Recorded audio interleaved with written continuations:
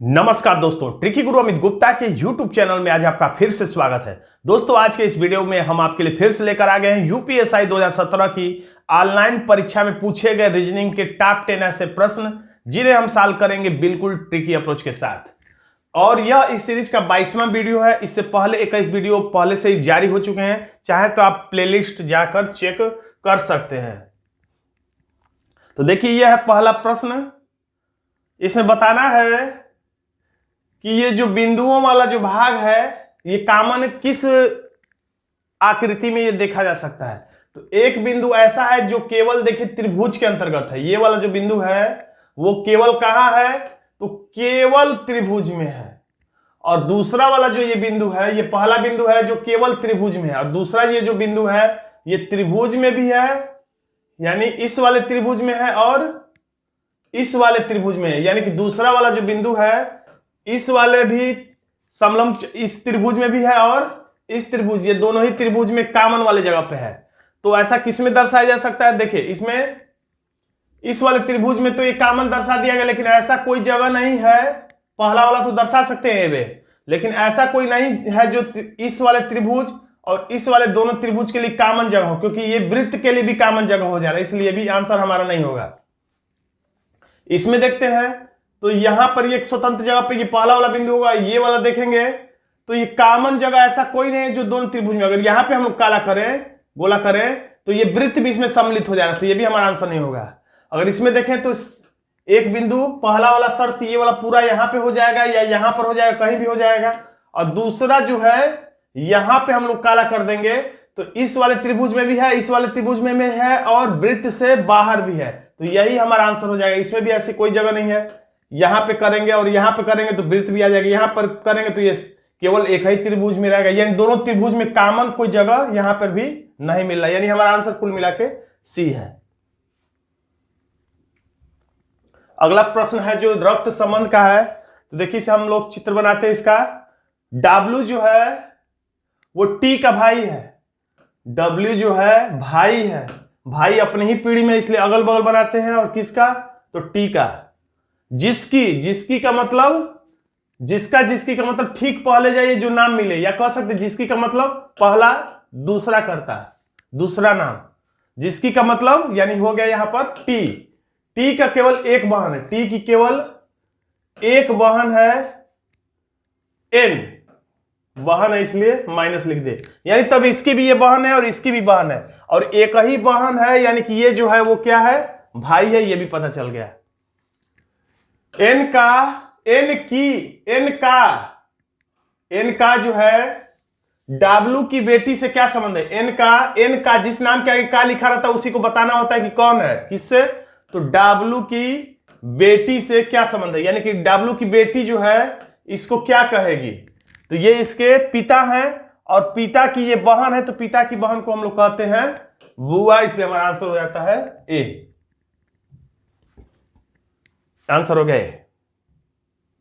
अगला प्रश्न, इसमें से आपको अलग छाटना, जो कि बेहद आसान है, आसानी के साथ आप अलग छाट सकते हैं। विकल्प में है एपीजे अब्दुल कलाम, बी में है राजीव गांधी, सी में है प्रणब मुखर्जी, डी में है प्रतिभा देवी सिंह पाटिल। तो यहां पर जब आप ध्यान से देखेंगे तो आसानी से समझ सकते हैं, ये एक जीके का प्रश्न है जो रीजनिंग में है।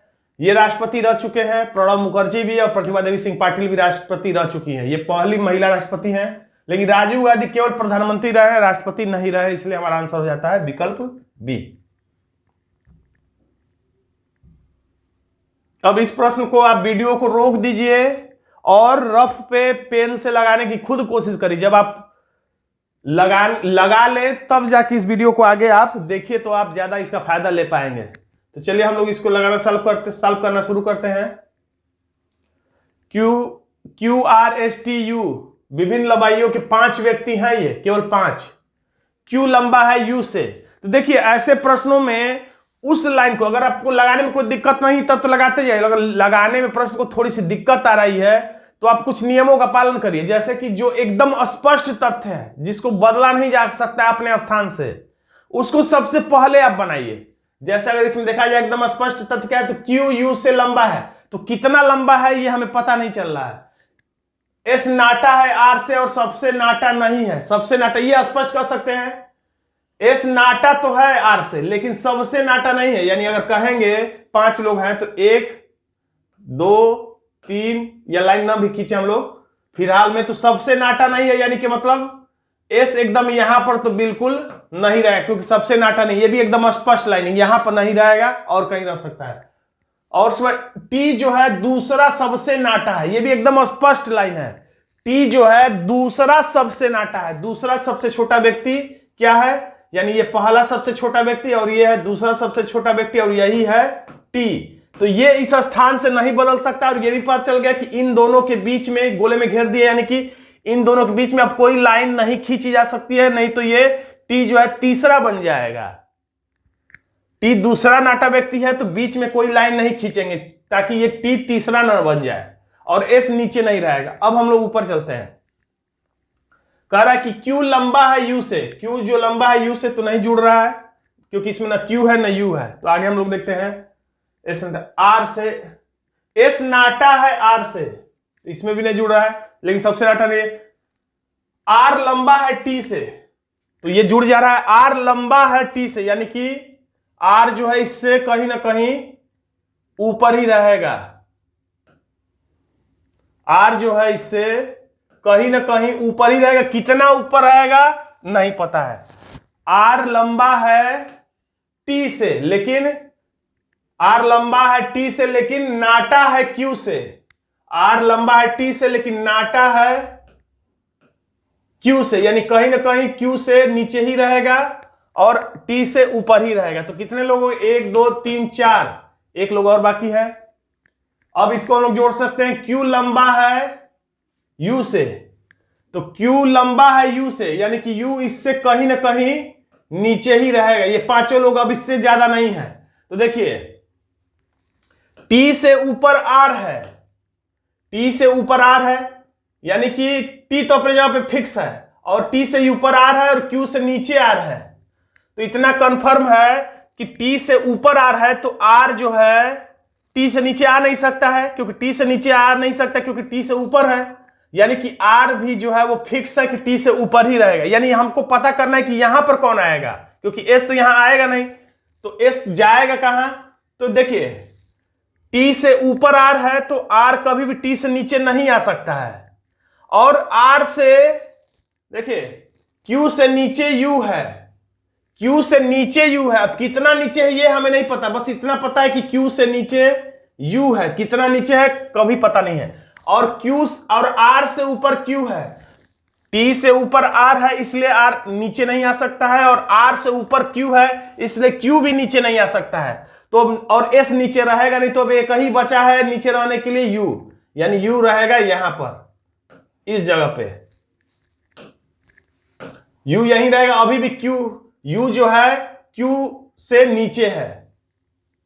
अब हमारा ये क्रम जुड़ गया है, यानी कि क्या क्रम बना, तो क्यू आर टी यू, और एस को कहां रखेंगे, तो एस को देखिए टी से ऊपर। अब इसमें लाइन देखिए क्या लिखा हुआ है, एस नाटा है आर से। एस नाटा है आर से, यानी कि एस इसके नीचे रहेगा। अब नीचे ही क्यों रहेगा, यहां नहीं रह सकता क्योंकि एस इसके नीचे रहेगा नहीं। और ऐसा भी नहीं कि एस यहां लिख दे और यू यहां लिख दे, क्योंकि यू यहां लिखेंगे और एस के इसके ऊपर लिख देंगे तो टी जो है तीसरा हो जाएगा। मैंने बताया था कि टी और इस पहले और दूसरे स्थान के बीच में और कोई नहीं आ सकता। तो एस जो है यहां पे जो है नहीं हो सकता है, तो इसके ऊपर ही रहेगा, क्योंकि आर से ये नीचे लिखिए, देखिए लिखा है आर लंबा है टी से, यानी कि इसके ऊपर ही रहेगा और यहीं पे रहेगा। यानी हमारा आंसर हो जाएगा यू, यू के बाद टी, टी के बाद यहां पर एस और आर और क्यू। तो इसे पूछ रहा है कि कितने लोग ऐसे हैं जो आर से नाटे हैं, आर से नाटे हैं परंतु यू से लंबे हैं। तो इसमें 2 लोग हैं टी और एस, यानी कि हमारा आंसर हो जाएगा विकल्प बी। आंसर हो गया बी। जब आप खुद से लगाएंगे तो आपको प्रश्न आसानी से समझ में आएगा, जब उस प्रश्न के साथ जूझेंगे आप। मुझे समझाने में थोड़ा सा दिक्कत हो रहा है, लेकिन आप जब खुद से लगाएंगे तो आसानी से लगा ले जाएंगे। एक विशेष कूट भाषा में 6 को 2 और 9 को 3, तो उसी भाषा में 18 को क्या लिखा जाएगा। यानी कहना चाह रहा है कि 6 को 2, 9 को 3, तो 18 को क्या लिखा जाएगा? तो 6 के बराबर में 2 कैसे आ सकता है? तो इसमें अगर हम लोग 3 का भाग दे दें तो 3 दूना के 6 ये आ सकता है। उसी तरह से 9 में भी फिर 3 का भाग देंगे तो तितली के 9 यहां पे आ सकता है। तो फिर 18 में 3 का भाग देंगे तो 3 छक 18 यानी कि 6 हमारा आंसर हो जाएगा, जो कि विकल्प डी में है। अब अगला प्रश्न कोडिंग डिकोडिंग से है। तो ज्यादातर में पहले से पहले का अंतर होता है, तो हम लोग देख लेते हैं। तो बी है, इसके बदले में वाई है, तो कहीं विपरीत अक्षर तो नहीं है। लेकिन आगे हम लोग चेक करते हैं तो इंग्लिश वी नहीं है, जी है तो टी नहीं है, यानी कि विपरीत अक्षर के आधार पे ये प्रश्न नहीं है। तो अब बी और वाई में बहुत लंबा दूरी लग रहा है, तो हम लोग शुरू से लास्ट वाला भी देख लेते हैं। बी है और इधर के है, तो के आता है 11 नंबर पे और बी आता है 2 नंबर पे। तो यानी कि ये बढ़ते क्रम में है, कितना प्लस 11 में से 2 निकाल देंगे तो प्लस 9, लेकिन लास्ट में, शुरू वाले का लास्ट में है, ये बात ध्यान रखिएगा। अब ई है और ई के बदले में लास्ट में क्या है? एच है, तो ई के बाद ई को छोड़ के जहां चलते उसको छोड़ के जहां पहुंचते उसको लेके, तो ई को छोड़ के एच तक चलिए, एफ जी एच यानी कि प्लस 3। अब जी से चलिए जे तक, जी है तो जी को छोड़ के एच आई जे यानी कि फिर प्लस 3 है। आई से अब चलते हैं ये चौथा अक्षर है, तो यहां पे चौथा अक्षर पे आई है तो जे के एल यानी कि प्लस 3। अब एन से वाई चलेंगे तो वाई आता है 25 नंबर पे और इधर एन आता है 14 नंबर पे। तो एन से बढ़ के देख लेते, एन है तो O P Q R S T U V W X Y, यहां पे अंतर हो जाएगा 4 4 8 9 10 11 यानी कि प्लस 11 का अंतर। या ये भी कह सकते हैं कि 25 में से 14 निकाल देंगे तो आपका 11 यहां पर आ जाएगा ऐसे भी।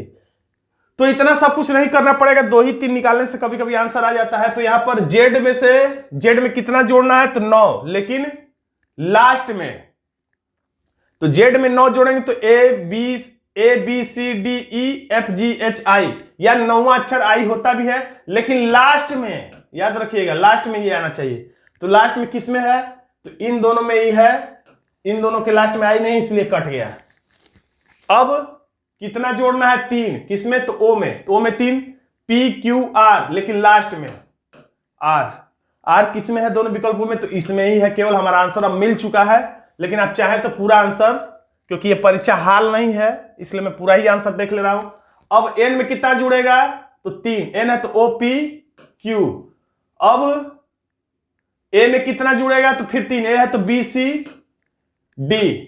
अब एल में कितना जोड़ना है? तो 11, और एल आता है 12 नंबर पे, तो 12 और 11 23वां अक्षर W D Q R I आ गया। वैसे आपका आंसर 2 ही अक्षर से मिल चुका था। अब परीक्षा में आपको पूरा आंसर नहीं खोजना है। अब इसमें बताना है कि ये बीच में जो डैश डैश दिया है, अगर यहीं से इसको फोल्ड कर दिया जाए, ऐसे फोल्ड कर दिया जाए, यानी ऐसे है पेज, तो ऐसे आधे से बंद कर दिया जाए तो किसके जैसा दिखेगा? तो अगर बी को देखें तो देखिए जब ये मोड़ा जाएगा तो ये वाला जो है ये थोड़ी सी दूरी बना के रहेगा, ये वाला जो वर्ग है इस वाले वर्ग से, क्योंकि इसकी सीध ये है, यानी दोनों वर्ग की सीध में ये जब मुड़ेगा तो इससे थोड़ी सी दूर रहेगा। लेकिन इसमें देखिए दोनों वर्ग चिपक गए हैं, यानी ये हमारा बी आंसर नहीं हो सकता है। अब इसी तरीके से अगर इसमें देखा जाए जब ये मुड़ेगा तो इतना जो भाग है ये इसके ऊपर फोल्ड हो जाएगा, और फोल्ड होने के बाद ये ऐसे कुछ दिखेगा, ये वाला भाग, ये वाला जो भाग है फोल्ड होके ऊपर दिखेगा और वो ऐसे दिखेगा। तो इसमें ये तो कट ही चुका है, इसमें ये वाला भाग यहां पे नहीं दिख रहा है बल्कि इधर सरक के आ गया, यानी कि यहां होना चाहिए लेकिन ये यहां दिख रहा है, इसलिए हमारा डी भी आंसर नहीं होगा। लेकिन इसमें तो ऐसा है, लेकिन इसमें क्या दिक्कत है? तो इसमें दिक्कत ये है कि ये ऊपर तक गया, ये भी सही है, और यहां वाला जो भाग है ये देखिए, ये वाला भाग जो है ऊपर वाले वर्ग को ऐसे काट रहा है। तो ऐसा नहीं हो सकता कि मोड़ने पर ये सरक जाए और काटे नहीं। देखिए इसमें क्या किया है, काटा ही नहीं है इसको, जबकि ये वाला काटने वाला भाग तो ऐसे रहना ही चाहिए। तो ये यहां पर नहीं है, ये काटा वाला भाग, देखिए इतना कटा था, वर्ग का इतना भाग वृत्त काट रहा है, लेकिन इसमें नहीं काट रहा है इतना, इसलिए ये भी हमारा आंसर नहीं है। यही आंसर देखिए, इसमें ये भी है, काट भी रहा है, और ये दोनों वर्गों के बीच में दूरी भी है, ये यहाँ भी है, यानी हमारा आंसर होता है ए। आपको देखने पर आसानी से समझ में आ जाएगा, मुझे बस बताने ही में टाइम लग रहा है। अगला प्रश्न फिर से ब्लड रिलेशन का है, इसे हम लोग सॉल्व करते हैं चित्र द्वारा। रॉबिन बिपिन का पुत्र है, कोई दिक्कत नहीं, पुत्र है तो रॉबिन जो है किसका पुत्र है? विपिन का पुत्र है। रॉबिन विबिन लिखा, चलिए नाम सही से लिख देते हैं हम लोग, और थोड़ा नीचे भी लिख देते हैं। रॉबिन जो है विबिन, अच्छा नाम नहीं है,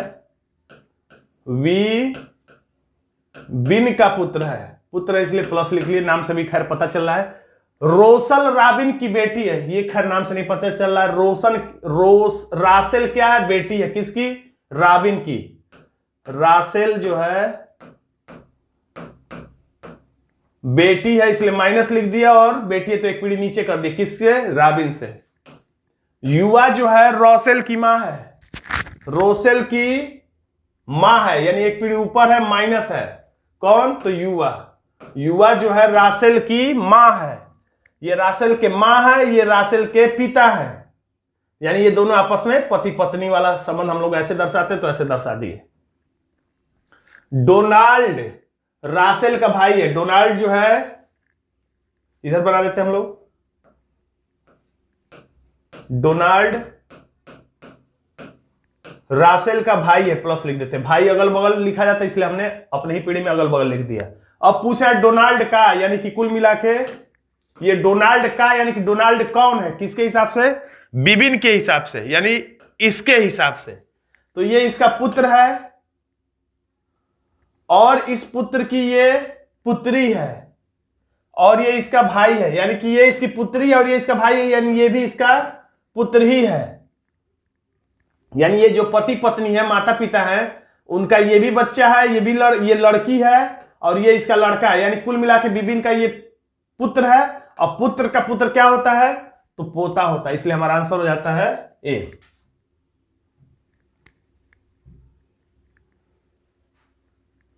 अब कथन पर्याप्तता वाला ये प्रश्न है,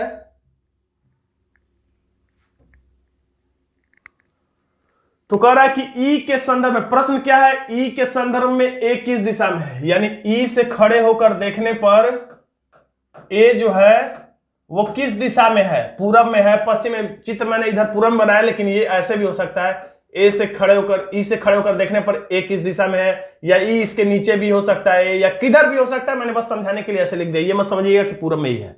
ई के संदर्भ में, यानी ई से खड़े होकर, प्लस बना दे रहे हैं समझने के लिए, ई से खड़े होकर देखने पर ए किस दिशा में है, यही बताना है। और इस प्रश्न का उत्तर देने के लिए पहला कथन पर्याप्त है अकेले, या अकेले दूसरा कथन पर्याप्त है, या दोनों कथन मिला के कथन का उत्तर दिया जा सकता है, या दोनों कथन मिलाकर भी उत्तर नहीं दिया जा सकता, ऐसा ही सभी प्रश्नों में बताना होता है।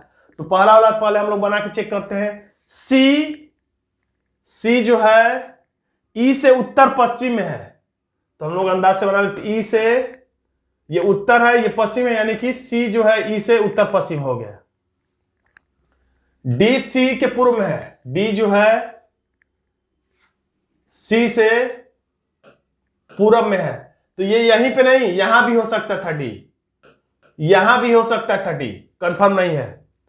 डी जो है सी से पूरब में है, ए सी से दक्षिण पश्चिम में, ए किधर है? सी से दक्षिण और पश्चिम, देखिए ए जो है सी से दक्षिण पश्चिम में है, तो ये यहां भी हो सकती थी, ए यहां भी हो सकता था, और ए इसके आगे भी हो सकता था, और कुल मिला के हमको बताना है ई और ए की स्थिति के हिसाब से, यानी ई के हिसाब से ए, तो ई इसके सीध में यहां भी हो सकता था, तभी भी दक्षिण पश्चिम सी से है, यहां होगा तो अब अलग ही आंसर आ जाएगा, और नीचे होगा तो यानी कि हमारा आंसर पूरब भी हो सकता है, थोड़ा ऊपर रहेगा तो पूरब का रहेगा, पश्चिम भी हो सकता है, सीध में रहेगा तो यहां रहेगा तो, और थोड़ा ऊपर रहेगा तो उत्तर पश्चिम भी हो सकता है, नीचे रहेगा तो दक्षिण पश्चिम भी हो सकता है, यानी कि कुल मिला के, चलिए ये तो गलत हो गया, यानी केवल अकेले पहले वाले कथन से तर्क प्रश्न का उत्तर नहीं दिया जा सकता है कि ई से खड़े होकर देखने पर ए किस दिशा में है, केवल पहले वाले के हिसाब से नहीं बताया जा सकता है। अब हम लोग दूसरा चेक करते हैं, इसमें लिखा बी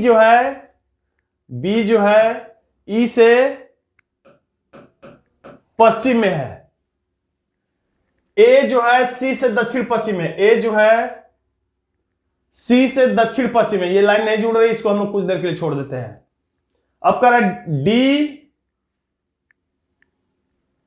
बी से उत्तर पूर्व में है, डी जो है बी से उत्तर पूर्व में है, डी जो है बी से उत्तर पूर्व में, यहां भी डी हो सकता था, यहां भी और ऊपर भी कहीं हो सकता था। डी जो है बी से उत्तर पूर्व में है।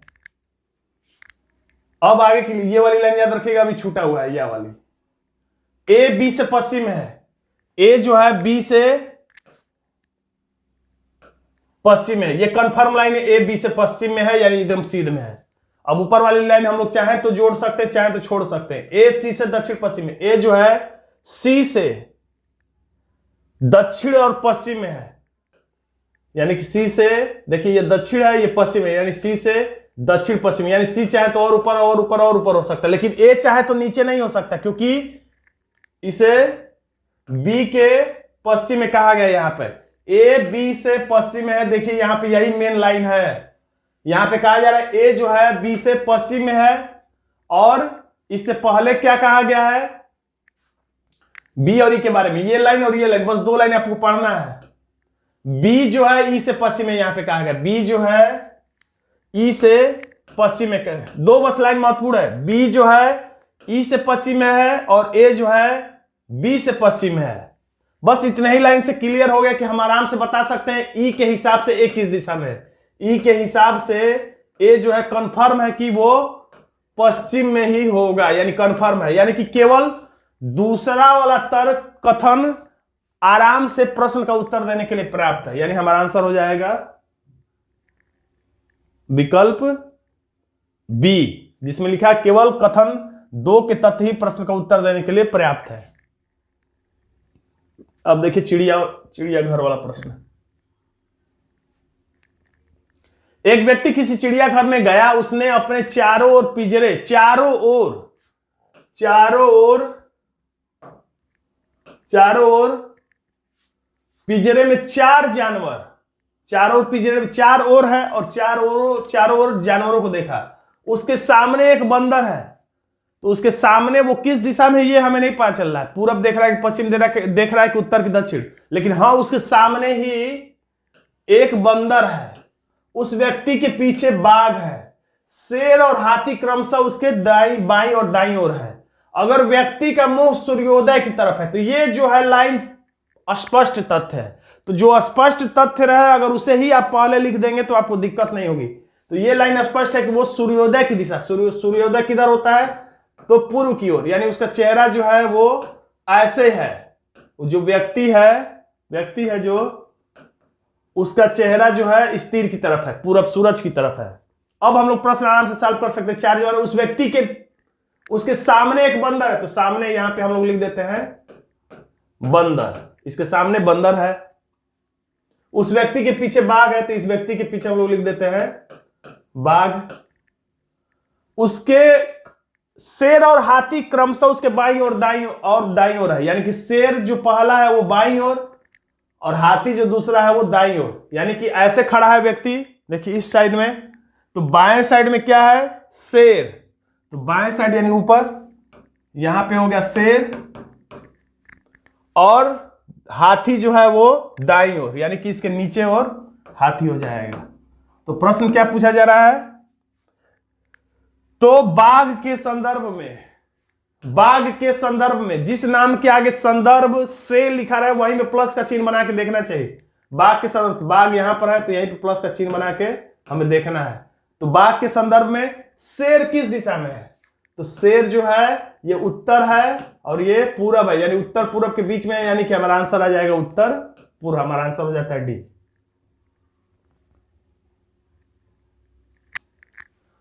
तो दोस्तों आज का ये छोटा सा वीडियो आपको कैसा लगा कमेंट बॉक्स में जरूर लिखिएगा। वीडियो अच्छा लगे तो वीडियो को लाइक कर दीजिएगा, इसे अपने दोस्तों में शेयर कर दीजिएगा, और अभी तक आपने हमारे चैनल को सब्सक्राइब नहीं किया तो सब्सक्राइब जरूर कर लीजिए, क्योंकि यूपीएसआई के लिए ऐसे ट्रिकी वीडियो में समय समय पर लाता रहता हूं।